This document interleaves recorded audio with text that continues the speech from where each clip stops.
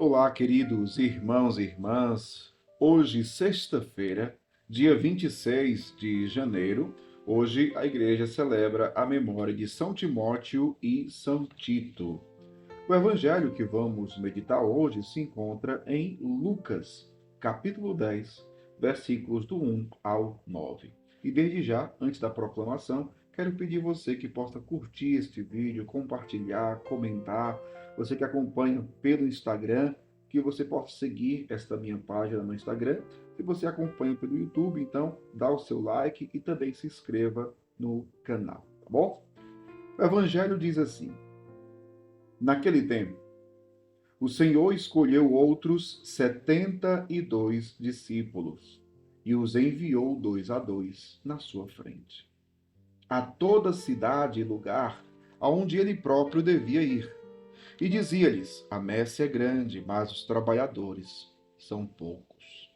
Por isso pedi ao dono da messe que mande trabalhadores para a colheita. Eis que vos envio como cordeiros para o meio de lobos. Não leveis bolsa, nem sacola, nem sandálias, e não cumprimenteis ninguém pelo caminho. Em qualquer casa em que entrardes, dizei primeiro: a paz esteja nesta casa. Se ali morar um amigo da paz, a vossa paz repousará sobre ele. Se não, ela voltará para vós. Permanecei naquela mesma casa, comei e bebei do que tiverem, porque o trabalhador merece o seu salário. Não passeis de casa em casa. Quando entrardes numa cidade e fordes bem recebidos, comei do que vos servirem. Curai os doentes que nela houver, e dizei ao povo: o reino de Deus está próximo de vós. Palavra da salvação. Glória a vós, Senhor. Queridos irmãos e irmãs, hoje no Evangelho nós escutamos falar sobre o envio dos 72 discípulos.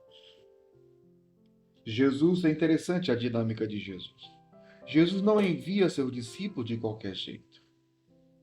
Interessante nós percebermos que, primeiro, claro, Jesus ele convida para o seu seguimento. Vem, segue-me. E quando aqueles que se colocam disponíveis para o seguimento de Jesus se colocam a caminho, vão atrás dele, Jesus começa a transmitir o seu ensinamento, a ensiná-los, a admoestá-los, a exortá-los, a mostrar o que eles têm que fazer, como é que eles têm que viver, e depois ele os envia para a missão. A missão faz parte da nossa vida de fé. Uma pessoa que diz que tem fé, mas não vive em missão, tem alguma coisa errada. Sim, porque já desde o dia do nosso batismo, desde o dia que fomos batizados, ali já recebemos a missão de anunciar o Evangelho, de sermos profetas, anunciadores, de sermos missionários. Veja, a própria igreja, quando nasce e é manifestada ao mundo no dia de Pentecostes pela ação do Espírito Santo, ela já nasce com o mandato de Jesus: ide pelo mundo inteiro, pregar o evangelho a toda criatura. Quem crê e for batizado será salvo. Então, a igreja já nasce missionária. Inclusive, a igreja só tem razão de existir por ter a missão de anunciar o evangelho. Então, se você é um cristão católico, você tem a missão de anunciar o evangelho a toda criatura. Só que hoje também Jesus está dizendo o seguinte, o que ainda hoje nós observamos. Veja, depois de 2000 anos, as coisas se repetem. Jesus vai dizer: a messe é grande, mas os trabalhadores são poucos. Por isso, pedi ao dono da messe que mande trabalhadores para a colheita. Então veja, Jesus está falando de algo muito sério. Ainda hoje na igreja é muito séria essa questão. Meu povo, na igreja, trabalho não falta. Trabalho não falta. O que falta são os trabalhadores. Sim, às vezes as pessoas chegam e às vezes chega para o padre, né? Você chega para o seu pároco e diz: ah, padre, seria bom que na paróquia tivesse isso, seria bom que na paróquia tivesse aquilo, acontecesse isso. E o padre diz: é verdade. Mas quem vai assumir a missão? E nesta hora, todo mundo dá no pé. Percebe?